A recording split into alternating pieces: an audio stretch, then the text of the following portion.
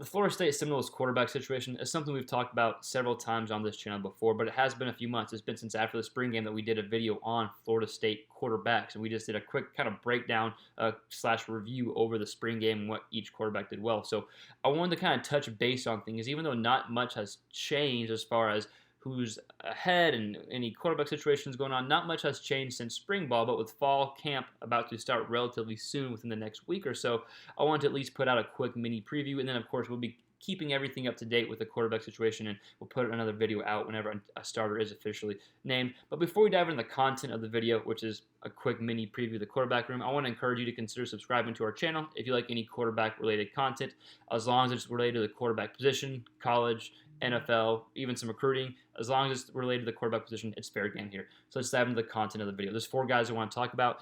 Of course, Mckenzie Milton, Jordan Travis, Tate, Rodemaker, and then Chubba Purdy. So the 2 guys that are favorite to get the majority of the playing time, or that are probably in contention for the starting job, is of course Jordan Travis, and Mckenzie Milton, which we're going to get to in a second.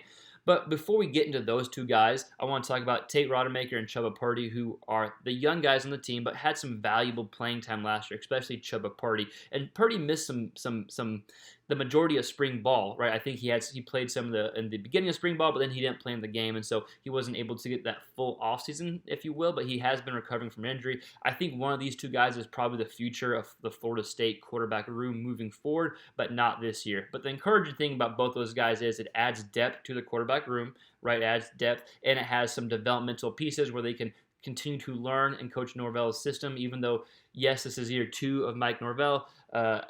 Last year is almost like not a freebie, but it was like a gimme, right? There wasn't a full off season, so they missed some stuff. So I think there's another good year to develop under Coach Norvell, and then we saw glimpses, and so we saw them do some good things well last year, and so I think they'll be able to build upon that and learn. So I think the future is bright at Florida State, and those 2 guys, one of those 2 guys, maybe Chubba Purdy, maybe Rodemaker, will be taken over down the road potentially, right? But for this season, I think it comes down to Jordan Travis and Mckenzie Milton. Let's talk about Travis first before we get on to Milton. So Travis had the majority of his playing time last year, and the years before that, you would see him get in here and there, some packages here and there. The majority of his playing time in his career came last year. James Blackman being the main starter off and on the past few years, has transferred to Arkansas State, and so last year Travis pretty much took Blackman's job throughout the season. He was the leading passer and rusher at Florida State last year. So we all know Travis can use his legs. He's a good mobile quarterback, but I think he has improved in the passing game. And there's 2 different sides to Jordan Travis, and I think Florida State fans will agree with me here. One argument is he hasn't had a ton of time to show he can be a passer. The other argument is, well, he threw for over 1,000 yards last year. He's had plenty of reps. We've seen what he can do. I think I fall somewhere in the middle of both. Yes, he hasn't had a bunch of time to develop, if you will, but I think had more enough time to see that you can see there's something there. There's been some inconsistencies. You want to see some more accurate throws. You want to see him take care of the ball a bit more, but there is a potential there to be developed. And so let's look at his numbers real quick from last year. 13 total touchdowns, 6 passing, 7 rushing, 6 interceptions, so a TD to interception ratio of 1-to-1. Completion percentage was only 55, and in Mike Norvell's offense, you really want to be above 60. In most offenses you do, but especially Mike Norvell's offense, you want to be above 60 so you can keep drives alive. And then he had over 1,000 yards passing and almost 600 yards rushing, right at 559. So I think the fact that he's still in contention for the starting job is a good sign, and it can be, okay, he's improved, or it could be, okay, Milton's not the guy we thought he was coming in. I think it's probably the latter. I think it's probably maybe a little bit of both, but I think it's a good sign he's still in the competition, and I think you'll see him play. Even if he doesn't start off the bat, there's going to be packages or something for him to keep him involved, because I think you'll see some development. I think you'll see him on the field. Again, he's a great athlete, so even if he doesn't win the starting job, he's going to be involved.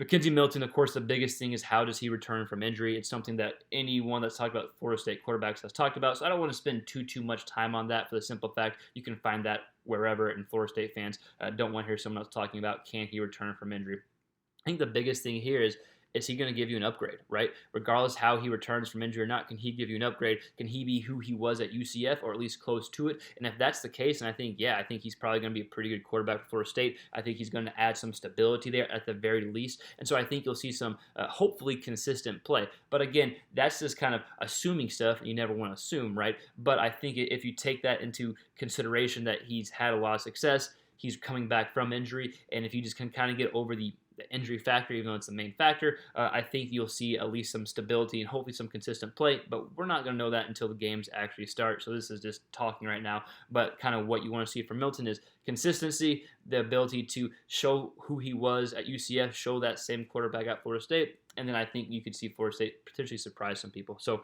I think moving forward, the quarterback room is actually in a pretty good shape, in my opinion. I think we're going to see some elevated play for the simple fact that each guy has been exposed to Mike Norvell's offense for a full offseason plus, right? So I think having a full offseason is going to be huge in the development of both guys. I wouldn't be surprised to see Jordan Travis and Mckenzie Milton get a fair amount of snaps. If I had to guess, I'd probably say Milton's probably going to be the guy starting off, but by no means do I think he'll be the guy the whole season for the simple fact I think we'll see Jordan Travis some. I think we'll see some good plays from each.